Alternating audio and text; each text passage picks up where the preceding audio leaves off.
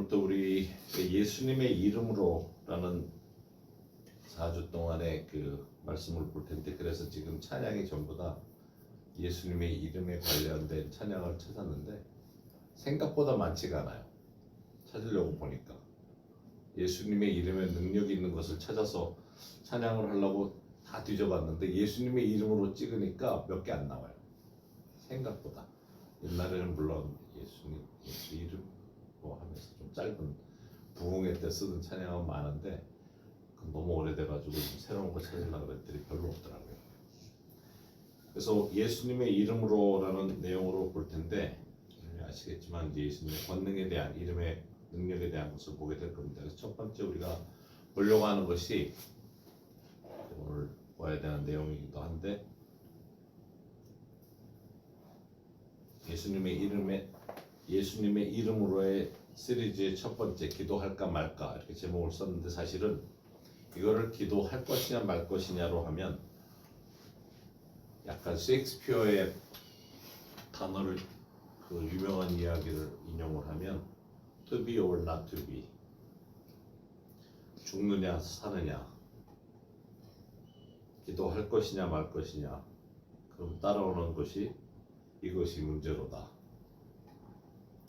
죽느냐 사느냐 이것이 문제로다 하는 유명한 셰익스피어의 햄릿의 대사가 나오는데, 사실 기도할 것이냐 말 것이냐 이것이 문제로다 하는 것은 사실 생각은 다 해요. 문제는 문제니까. 뭐냐면 예수님의 이름으로 기도해서 응답이 될까 하는 질문을 다 가지고 있어서 그래요. 예수님의 이름으로 기도를 하기는 해야 되는데, 그거는 다 아는데, 기도를 이제 우리가 몇 가지로 볼 텐데, 안 하는 이유 세 가지, 해야 되는 이유도 이제 보게 될 겁니다. 같이. 그런데 요한복음 14장, 15장, 16장의 내용을 저희가 중심으로 볼 텐데, 사실 그 배경을 보면 요한복음 13장에 예수님이 제자들을 다 한 군데 모으세요. 거기가 마가의 다락방이에요. 예수님이 발을 씻겨주세요. 제자들이 발을 씻기시고, 그 다음에 최후의 만찬을 드시러 들어가서 식사를 하시면서 쭉 여러 가지 내용을 14장과 15장, 16장의 말씀을 하십니다. 이 말씀은 공간복음에 없어요. 마태, 마가, 누가복음에는 없는 내용이 요한복음에만 있습니다. 그러면서 거기서 예수님이 요한복음 14장 13절 14절 말씀 우리 함께 읽도록 하십시다. 너희가 내 이름으로 무엇을 구하든지 내가 행하리니 이는 아버지로 하여금 아들로 말미암아 영광을 받으시게 하려 함이라. 내 이름으로 무엇이든지 내게 구하면 내가 행하리라. 굉장히 중요한 내용의 말씀을 하세요. 구하면은 예수님의 이름으로 구하기 때문에 응답을 하신다 그래요. 그렇게 함으로써, 응답하심으로써 아버지께서 아들로 인해서 영광을 받으시니까, 이게 굉장히 중요한 내용이죠. 기도를 할 때 뭘 위해서 기도를 해야 되냐? 예수님의 이름으로 기도해서 아버지께서 예수님을 통해서 영광을 받는 기도네요. 기도하면 응답이 온다는 거죠. 하나님, 내가 이번에 복권이 한 20억 정도 나온다 그러는데 그거 맞게 해주시도록 기도를 해서 맞으면 예수님이 영광을 받아요? 20억짜리 가지고 예수님이 영광을 받으실 수 있냐고요. 그거 응답해줬다고. 그래서 내가 기도하는 내용을 생각하면서 기도할 필요가 있어요. 만약에 내 자식을 위해서 기도를 하는데 걔가 예수님께 다시 돌아오게 되면, 믿지 않는, 교회도 안 다니는 자식이 돌아오게 되면, 예수님의 이름으로 기도했을 때 결과가 일어나면 영광을 받으시죠. 내 사랑하는 친구가 예수님을 영접하게 되면 나의 기도로 인해서, 그러면 영광이 드려지잖아요. 15장 16절에는 이 말씀도 같이 읽도록 하십시다. 너희가 나를 택한 것이 아니요 내가 너희를 택하여 세웠나니 이는 너희로 가서 열매를 맺게 하고 또 너희 열매가 항상 있게 하여 내 이름으로 아버지께 무엇을 구하든지 다 받게 하려 함이라. 여기서 중요한 말씀은 뭡니까? 우리가 우리가 선택받은 것을 알아야 된다는 거죠. 크리스찬들이 능력이 없는 이유 중에 하나가 하나님의 응답을 받는 자로 열매를 얻는 자로 살려면 선택받은 걸 알아야 된다는 거죠. 예수님은 우리를 선택하셨어요. 그냥 예수님 영접하니까 나 이제 교회 다니지 크리스찬인지 그게 아니고 나는 선택해서 세움받은 사람이에요. 예수님이 내가 너희를 택했다 그러세요. 예수님을 영접한 순간에는 내 결단에 내 의지로 된 것 같지만 예수님을 영접하고 보니까 이미 나는 선택받은 자인 것을 깨닫는 거죠. 그래야 권위가 있어요. 또 요한복음 16장 23절 24절 말씀도 함께 읽도록 하십시다. 그날에는 너희가 아무것도 내게 묻지 아니하리라. 내가 진실로 진실로 너희에게 이르노니 너희가 무엇이든지 아버지께 구하는 것을 내 이름으로 주시리라. 지금까지는 너희가 내 이름으로 아무것도 구하지 아니하였으나 구하라 그리하면 받으리니 너희 기쁨이 충만하리라. 이게 제자들이 처음 듣게 되는 말씀이에요. 처음 들은 거예요. 예수님하고 3년 동안 3년 반 동안 다녔는데 돌아가시는 마당에 십자가에 달린 마당에 이제 앞으로 예수님의 존재가 없어지는 상황에서 예수님이 이 말씀을 해주시는 거죠. 그러면 이것은 우리에게 동시에 똑같이 예수님의 이름으로 구하면서 얻을 수 있는 것에 대해서 말씀을 하시는 거죠. 제자들이 그때까지는 예수님의 이름으로 구할 필요가 없었어요. 예수님이 같이 있었으니까. 근데 이제부터는 구해야 된다는 거죠. 근데 우리가 한 가지 잘못 생각하는 것 중에 제가 이거는 문화적인 것일 수 있는데 기도 끝에 예수님의 이름으로 기도합니다 하는 내용이 이 말씀대로 하면 구할 때만이에요. 구할 때. 감사할 때 예수님의 이름으로 기도합니다. 약간은 안 맞아요. 성경적으로 보면 그래서 우리 식사 기도할 때도 그 많은 분들이 우리 밥존수 목사님 찾아갔을 때 밥존수 목사님한테 식사 기도 해달라고 부탁을 하니까 나보고 기도하라고 놀란 것처럼 이렇게 얘기를 하세요. 다들 이렇게 쳐다보고 있는데 좀 기도하지. 그래서 우리 한국 분들은 다 손 모으고 조용히 이러고 있는데 아버지 감사합니다. 그럼 혼자 드셔. 우리는 예수님의 이름으로를 기다리고 다 이러고 있는데 아버지 감사합니다. 그러더니 드셔. 근데 우리 다 눈 감고 있고 드시라고. 왜냐면 그 기도는 예수님의 이름으로 굳이 할 필요가 없는 기도잖아요. 구하는 기도에 대해서 예수님의 이름으로 구하라고 했거든요. 주님 감사합니다 하는 거는 늘 기도 가운데 생각 가운데 나올 수 있어야 돼요. 길에 다니면서 갑자기 옆에서 누가 차 사고가 났는데 내가 다치지 않았으면 어이 주님 감사합니다. 그렇다고 예수님의 이름으로 기도합니다. 거기서 그러고 있을 거냐고요. 그건 아니라는 거예요. 구하는 부분에 있어서는 예수님의 이름으로 구하는 게 맞습니다. 그 식사 시간에 우리 이천성 목사님 부흥회 때 제일 제가 다른 거는 기억이 안 나는데 그거 하나만 기억이 나는데 부흥회를 초대를 받아서 갔는데 점심 식사를 한다고 아침 예배 끝나고 이제 장로님이 오늘 이 장로님이 대접을 하십니다. 그러니까 아유 목사님 기도해 주십시오. 그런데 아니 그냥 장로님이 기도하시라고 다 냉면이 나왔는데 이분이 천지를 지으사 그러면서부터 기도를 시작을 하시는 거예요. 도저히 기다리다 안 되겠어서 목사님이 그냥 돌아앉아가지고 냉면 다 드셨대. 울어가지고 다 드시고 나서 이렇게 그릇을 놨더니 그때 예수님의 이름으로 기도합니다. 그러고 끝나더라고. 아니 식사 기도를 무슨 창세기부터 다 외우고 앉았냐고 그러면서 얘기를 하셨는데 우리가 기도에 대한 걸 잘 몰라서 그런 거예요. 사실은 감사하는 기도는 굳이 예수님의 이름으로 기도하지 않아도 돼요. 즉각 그래서 생활 속에서의 감사가 이루어질 수 있어요. 그리고 이제 우리가 여기서 보려는 것들 중에 세 가지 우리가 기도 안 하는 이유에 대한 것을 먼저 볼 겁니다. 기도할 것이냐 말 것이냐 이것이 문제로다 할 때 안 하는 이유 세 가지. 의지적으로 기도하지 않으려는 사람은 없어요. 다 기도는 하고 싶어 하지. 그런데 기도를 하지 않는 못하고 있는 그 이유가 있다면 첫 번째 안주합니다. 모든 것에 안주하고 있어요. 신앙생활도 마찬가지고 생활. 지금 한국이란 나라가 경제적으로 2030년대 가면 세계 10위권 안에 안전하게 들어간다 그래요. 들어가는데 경제적으로 들어갈지 모르지만 인구 문제 때문에 침략을 당할 가능성이 제일 높은 나라로 돼 있어. 중국에 와서 먹든지 일본이 와서 먹을 수 있다는. 너무 황당한 얘기잖아요. 한국의 적은 북한이 아니고 인구가 줄어드는 거라고. 그런데 너무 갑자기 부해지다 보니까 다 안주함에 빠져 있어요. 그러니까 내 주위에서 일어나는 일에 대한 관심이 없어졌어요.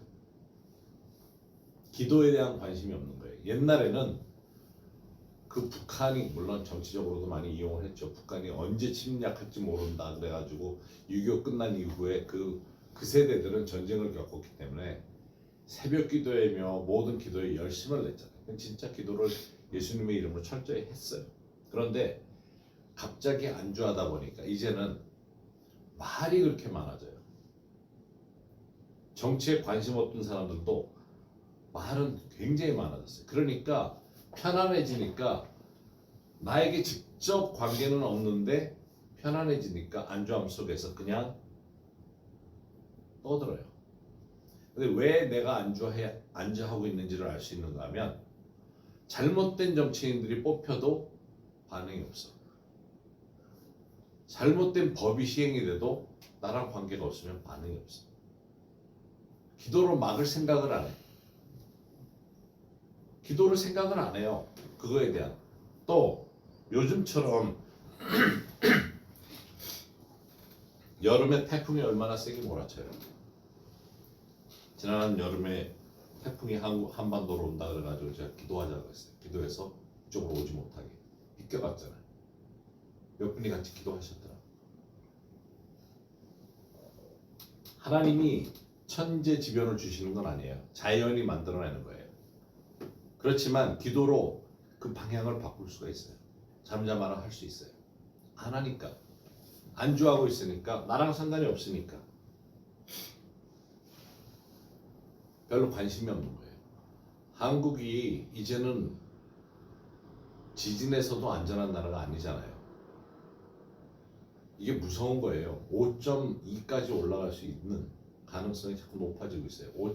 이게 5점이 넘어가면 그 다음부터는 6, 7, 8로 올라가요. 바로 이웃에서 일본에서 그것도 늘 동쪽에서만 나던 지진이 서쪽에서 나면서 우리 쪽으로 가까이 오고 있잖아. 넘어오고 있다고요. 근데 그거를 안주하고 있어요. 제가 얼마 전에도 그런 이야기 설교 중에도 말씀드렸지만 캘리포니아에서 지진이 크게 일어날 것에 대한 위험이 늘 있어요. 두려워하고. 캘리포니아는 이 지진 그 밑에 플레이트이 지층이 만나는 지역이 있어요. 거기서 항상 지진이 일어나요. 그걸 알고 예언적으로도 큰 지진이 올 수 있다는 것을 듣고 또 이 지질학자들이 얘기하는 거 듣고 기도하는 분들이 그쪽에 가서 땅을 사고 거기다가 모빌홈 갖다 놓고서는 지진 못 일어나게 매일 기도하고 있어요. 거기 앉아서. 그게 기도하는 자들의 모습인 거예요. 그건 뭐지 일어나고 일어나지만 나랑 상관없는데 이거는 안주함이죠. 또 믿지를 못해요. 내 기도를 통해서 변화가 있을 거에 대한 기대를 하지 않아요. 제가 만난 분 중에 가장 놀라웠던 분이 사업하는 분으로 자기가 기도가 부족하니까 회사에 중보기도 사업부라고 그랬나? 중보기도부가 따로 있어요. 그래서 거기 중보기도 책임자를 월급을 주는데 전무급의 월급을 주고 그 밑에 두 사람이 더 있대. 근데 그 사람들은 상무급의 월급을 줘요. 그래서 자기네 사업이 번창하고 너무 커져가지고 지금 한 사람을 더 고용을 해야 되는데 그 사람은 얼마 줄 거냐 그랬더니 자기네 한 부장급 정도 되는 임원급으로 주는 거예요. 그게 놀라운 거예요. 왠가 하면 기도를 믿으니까. 기도를 통해서 사업이 자기가 해온 사업이 거기까지 왔기 때문에 앞으로 더 번성하려면은 하나님의 능력으로 해야 된다는 걸 알기 때문에 우리가 10분 유튜브 보는 시간을 빼서 10분 더 기도를 하면 내 주위에 있는 것들이 변화가 일어날 거예요. 세 번째는 실망감 때문에 기도를 하질 않죠. 왜냐하면 이전에 기도했는데 응답이 없었거든요. 근데 평소에 기도하지 않던 사람이 갑자기 부모가 암이 생겼다는 이야기 듣고 아이고 하나님 하면서 기도를 해요. 근데 기도의 짐을 짊어질 정도의 힘이 안 되는 거예요. 근데 내가 그렇게 하지도 않던 거를 기도해서 낫게 해주시면 내가 믿겠습니다 하는 조건부를 걸었을 때 안 낫게 된 거에 대한 실망감 때문에 내가 진짜 필요할 때 하나님 어디 계셨습니까? 이런 식의 답을 얻으려고 하기 때문에 그런 거죠. 실망감 때문에. 하나님 내가 재정적으로 지금 갑자기 너무 필요해졌는데 어제까지도 교회 안 다니는 사람이 하루아침에 새벽 기도에 가가지고 그 실망감이 기도를 못하게 하는 경우가 있어요. 그런데 중요한 거는 그런 마음을 가지게 하는 것이 실망감 자체는 사탄이 갖다 준다는 걸 깨달아야 돼요. 그래야 기도를 다시 할 수 있어요. 그러면 왜 기도하는가 하는 것을 보도록 하십시오. 기도한다는 것은 두 가지로 우리가 볼 텐데 이거는 하나님의 성품이에요. 기도하지 않는 것은 우리 자신에게서 오는 거지만 기도하게끔 만드는 것은 하나님의 성품을 깨닫는 만큼 기도할 수 있는 거죠. 그래서 하나님의 성품을 이야기하는 거죠. 기도는 주권적인 하나님이기 때문에 그 앞에서 우리가 기도할 수 있는 겁니다. 자, 동시에 사탄은 하나님의 성품, 주권적인 하나님이기 때문에 기도할 필요 없다 그래요. 하나님이 미리 다 아시는데 왜 기도해? 그건 사탄의 음성이에요. 하나님이 모든 거 알아서 다 해주실 텐데 기도에 소용이 있나? 그런 질문을 가지게 하는 게 사탄이 하는 짓이에요. 그래서 이거를 잘 이해할 수 있어야 됩니다. 주권적이라는 의미는 최고의 권위자라는 뜻이에요. 성경에 나와 있는 의미는. 근데 이거에 대한 잘못된 해석은 하나님은 나의 상황이 어떻든지 마음대로 하시는 분이라고 생각을 하는 것이 주권적인 잘못된 해석이에요. 주권에 대한. 사탄은 늘 그걸 이용을 하기 때문에 하나님 마음대로 할 텐데 뭐하러 기도를 해? 굳이 시간 낭비지. 그 이야기를 하는 거죠. 질문을 그렇게 던지는 거죠. 왜 그렇게 기도해야 되냐. 그래서 마태복음 6장 8절에 구하기 전에 너희에게 있어야 할 것을 하나님 너희 아버지께서 다 아신다 그래요. 아버지께서 모든 것을 다 아신다고. 그러니까 기도의 필요성을 전혀 느끼지 못한다는 쪽으로 이야기를 하죠. 그래서 우리가 기도하면은 사실은 어렵다고 생각하는 영역이 바로 이런 부분의 것들인 거죠. 주권적인 하나님은 다 아시지만 또 한 가지는 우리 마음이 하나님 마음과 합해지기를 원하신다는 걸 깨달아야 됩니다. 그래야 기도의 의미가 더 커지는 것을 알 수 있습니다. 구하기 전에 다 하신다는 것은 구하는 것을 원하신다는 뜻이에요. 구하시기 전에 다 알고 계신데 마치 어린아이가 한 걸음 걸을 때 세워놓으면 풀썩 주저앉지만 한 걸음 걸으려고 그러잖아요. 그럴 때 엄마 아빠가 이렇게 손을 들고 세워주고는 손을 놔요. 기대해요. 걸을 줄 알아. 걸을 수 있어. 하는 거를 기대하는 거죠.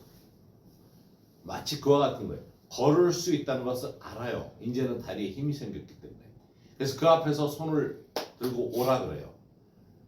미리 아시는, 구할 것을 미리 아시는 하나님이에요. 우리가 걸을 줄 알기 때문에 할 수 있다는 것을 해보라고 격려해 주시는 그런 의미예요.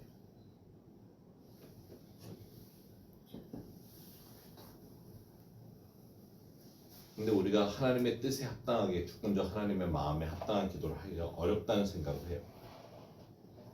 그런데 여기서 주권적인 하나님의 뜻대로 기도한다는 것은 하나님의 뜻이라는 의미가 마치 유언장을 작성하는 것 같아요.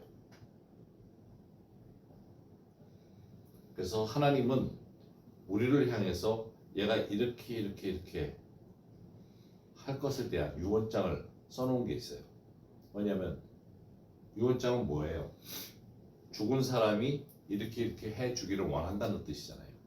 그런 의미로 우리를 향해서 보실 때 하나님의 뜻은 바로 걸음마 할 줄 알아, 할 수 있어 하면서 내 손을 붙들던 손을 놓고 이렇게 세웠으니까 한 걸음 내디딜 것을 알기 때문에 시도를 하라고 해주시는 미리 아시는 부분과 구하는 것에 대한 것을 하나님은 그렇게 할 때 마치 유언장을 넘겨준 것과 같아요. 하나님의 뜻이 바로 그런 의미가 있어요. 그래서 하나님은 하나님의 약속을 주시는데 베드로후서 3장 9절에 주의 약속은 어떤 이들이 더디다고 생각하는 것 같이 더딘 것이 아니라 오직 주께서는 너희를 대하여 오래 참으사 아무것도 멸망하지 아니하고 다 회개하기에 이르기를 원하시느니라 하면서 하나님께서는 모든 것을 원하신다 그래요. 그래서 그 유언장과 같은 그런 의미가 이 땅의 모든 인류가 구원받기를 원하신다는 거예요. 모두가 하나님의 것을 다 얻게 되기를 원하신다는 거예요. 그것이 하나님의 뜻이에요. 다 회개하고 하나님께 오기를 원한다. 구원을 받기를 원하신다는 것이 하나님의 뜻이고 인간의 창조 때부터 하나님은 우리에게 지정의를 주셔서 하나님과 동행할 수 있도록 해주시면서 동시에 그러면서 허락을 하신 거죠. 선택할 수 있는 기회를 주신 거예요. 그래서 하나님과 동행한다는 것은 늘 손을 붙들고 다닌다는 그런 의미. 안겨서 다니고 싶지만 어린아이가 한 발을 내딛게끔 걷지 못하는 아이가 한 걸음 걷게끔 허락하시는 풀썩 주저앉을 수 있어요. 그렇지만 다시 이렇게 세우고 이리 와봐 하는 그 모습이라는 걸 기억을 해야 됩니다. 그래서 우리가 잘 아는 예레미야 29장 11절에 여호와의 말씀이니라 너희를 향한 나의 생각은 내가 아나니 평안이요 재앙이 아니라 너희에게 미래와 희망을 주는 것이다. 그래서 하나님은 우리를 향해서 모든 것을 미래와 소망과 희망이 있는 것을 그래서 지금 한 걸음 걸을 수 있어 하면서 오라 그러시는 거죠. 그것이 기도의 의미인 거예요. 기도는 단순히 그냥 시간을 들여서 한다. 물론 시간을 들여서 하는 건 좋지만 좀 하나님을 믿어드리는 쪽으로도 가야 된다니까. 하나님이 내 손을 이렇게 세우고 한 걸음 걸어봐 할 때 나는 사실 한 걸음 걷는 게 부담스럽고 무섭고 또 주저앉을까 봐 겁나지만 하나님이 내 손을 놓고 나를 향해서 뻗치고 계실 때 소망과 희망이 있는 거예요. 한 걸음을 내디면 그렇잖아요. 첫 걸음 걸으면 한 걸음 걸으면 그 다음에 부모가 안고 난리 나요. 물론 사진도 찍고 난리 치겠지만 한 걸음 걸었다 그래가지고 온 동네 난리 나요. 우리의 첫 걸음 걸었다고 이 집 저 집 전화해가지고 이제 걸을 줄 안다고. 바로 그와 같은 거죠. 이스라엘 민족에게 예레미야서 29장 11절 말씀으로 너희를 향한 미래와 희망을 주는 것이라고 이야기하셨을 때 그 당시에 이스라엘 민족은 포로 생활을 하고 있었어요. 너희를 향한 나의 계획이 이거다 그러면서 근데 상황은 잡혀가서 포로 생활을 하고 있는 그런 상황이에요. 그럼에도 불구하고 하나님은 우리를 향해 좋은 일만을 주신다는 거죠. 우리 장래에 소망을 주신다. 내 삶에 선하고 좋은 일이 일어나고 있다면 이는 아버지의 뜻이 하늘에서 이루어지는 것이 땅에서도 이루어지기 때문이에요. 그것을 그냥 바라보고만 사는 것이 아니라 실제로 이루어지고 있는 것을 경험하는 삶을 살아야 됩니다. 그래서 하나님은 우리 삶의 인생에 돌파를 원하세요. 하나님은 우리가 돌파해서 기도 가운데서 선택받은 자로서의 삶을 살게 되기를 원하시는 겁니다. 매 순간이 한 걸음 뛰는 것이 믿음일 수 있어요. 내 입장에서는.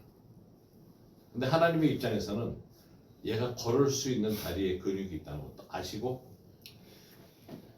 기어다니다가 이제는 걷겠다고 할 때 내가 뭐라고 하시는 그런 모습이 나를 향한 하나님이 원하시는 그런 모습인 것을 깨달아야 합니다.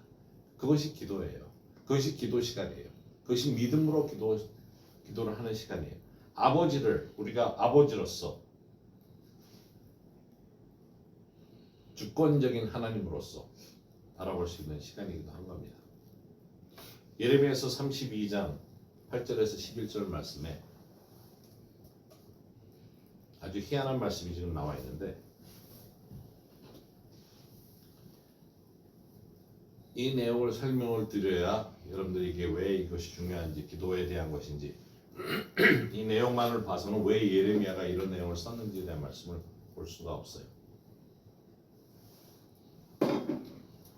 여호와의 말씀과 같이 나의 숙부의 아들 하나멜이 시위대 뜰 안 나에게 와서 이르되 청하노니 너는 베냐민 땅 아나돗에 있는 나의 밭을 사라. 기업의 상속권이 내게 있고 물을 권리가 내게 있으니 너를 위하여 사라 하는지라. 내가 이것이 여호와의 말씀인 줄 알았으므로 내 숙부의 아들 하나멜의 아나돗에 있는 밭을 사는데 은 17세겔을 달아주되 증서를 써서 봉인하고 증인을 세우고 문을 저울에 달아주고 법과 규례대로 봉인하고 봉인하지 아니한 매매 증서를 내가 가지고 봉인한 증서가 있고 봉인하지 않은 증서가 있어요. 자, 예레미야 32장에 나오는 이 내용은 굉장히 중요한 내용이 있는데 삶을 예언으로 그대로 살아낸 예레미야의 삶 속에서 드러나는 예언적인 내용이에요. 예레미야의 아버지가 자기 숙부 삼촌에게 땅을 판 적이 있어요. 재정적으로 힘들었기 때문에.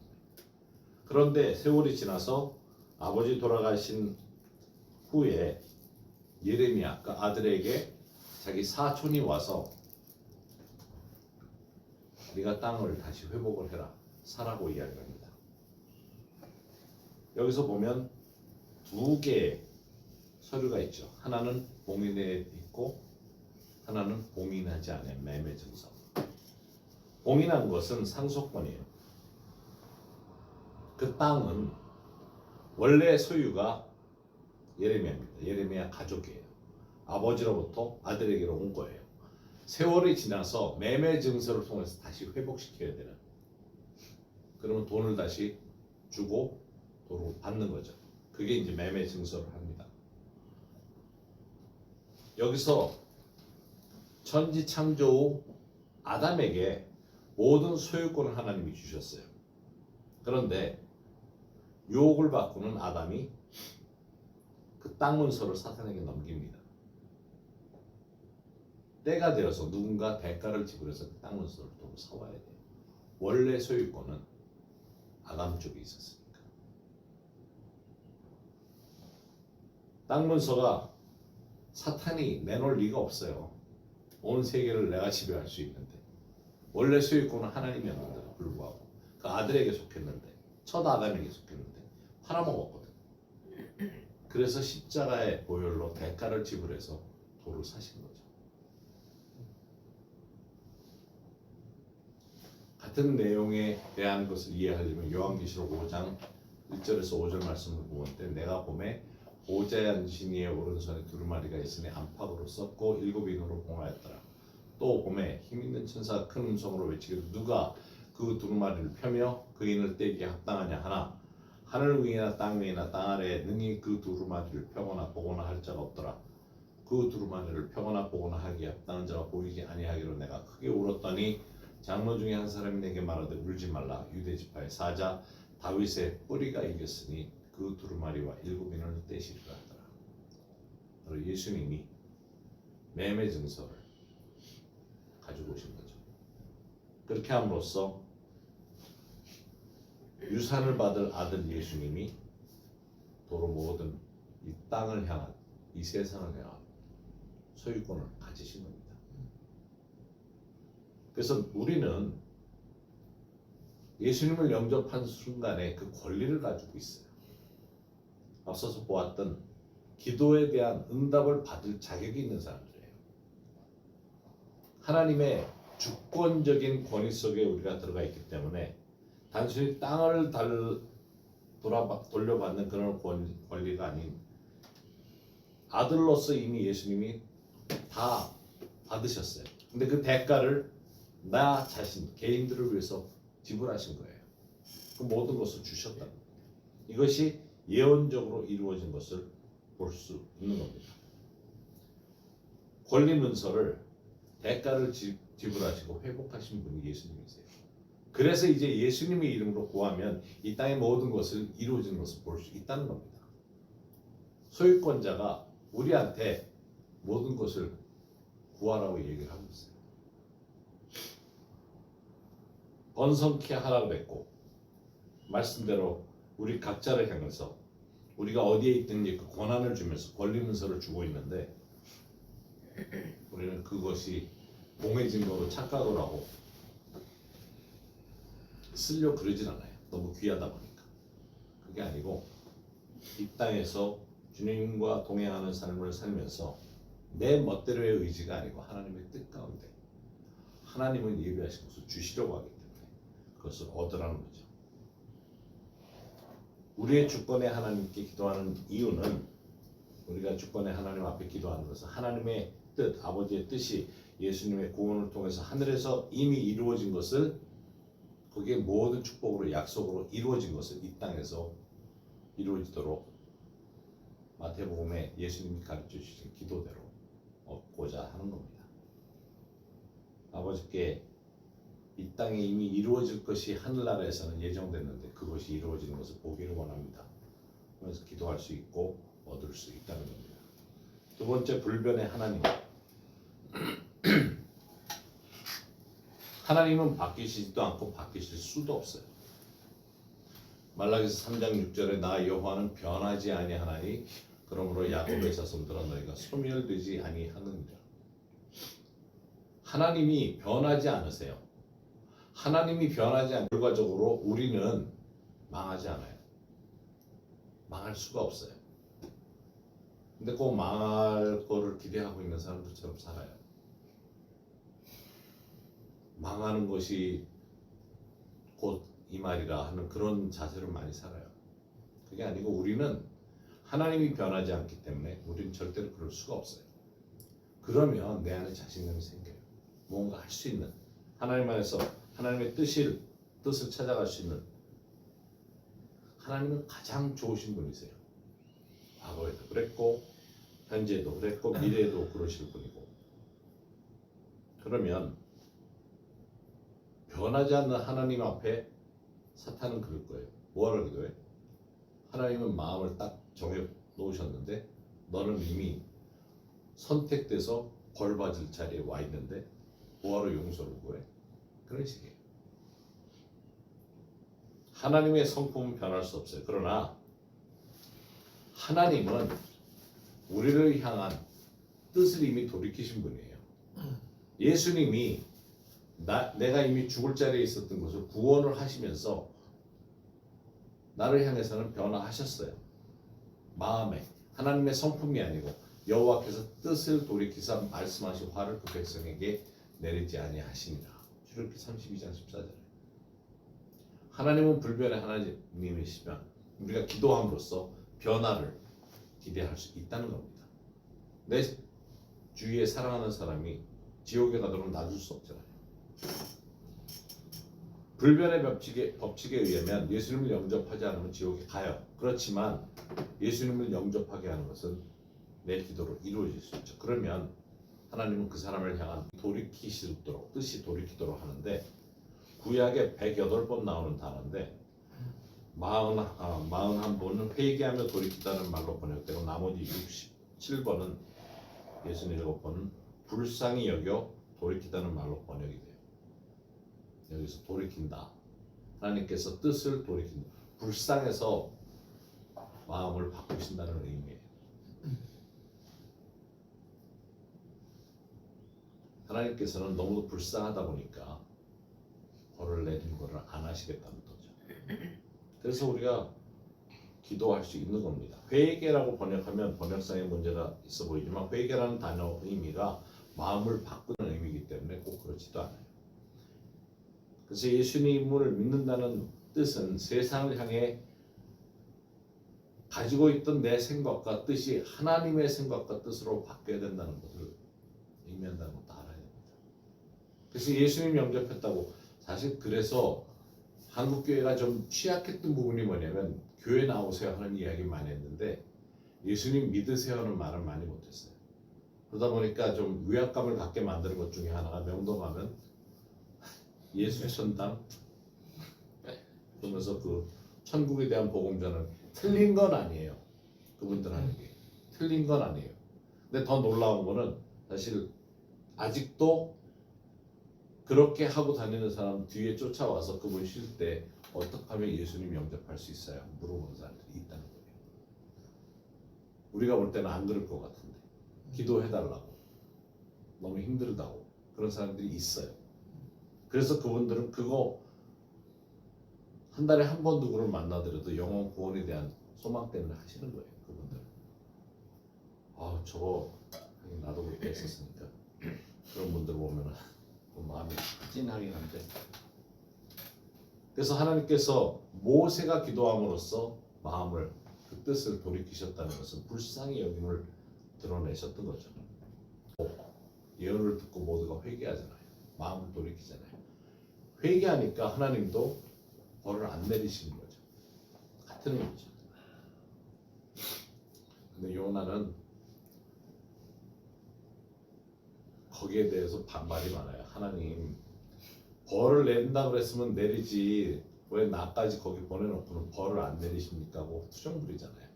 요나가 아니 나를 고래 뱃속에다가 집어넣었다 뺐다가 뭐 마음대로 하시더니만 가서 회개하라 그랬더니 진짜 회개한다고 안 죽이십니까? 자기 체면 때문에 그런 이야기를 해요. 그러니까 저 기도를 하게 된다는 거죠. 하나님께서는 불쌍히 여기시는 마음이 있으세요. 그것이 주권적인 하나님의 마음이기도 하고 그것이 불변의 하나님의 마음이기도 한 겁니다. 기도를 들어주신다는 것, 들어주시는 분이라는 거예요. 그래서 기도를 할 필요가 있어요. 에스겔서 32장 30절 32절 1절 말씀 함께 읽어보십시다. 이 땅을 위하여 성을 쌓으며 성 무너진 자를 막아서서 나로 하여금 멸하지 못하게 할 사람을 내가 그 가운데서 찾다가 찾지 못하였으므로 내가 내 분노를 그들 위에 쏟으며 내 진노의 불로 멸하여 그들 행위대로 그들 머리에 보응하였느니라. 주 여호와의 말씀이니라. 하나님은 불변의 하나님은 진짜 불쌍히 여기는 마음을 가지고 계세요.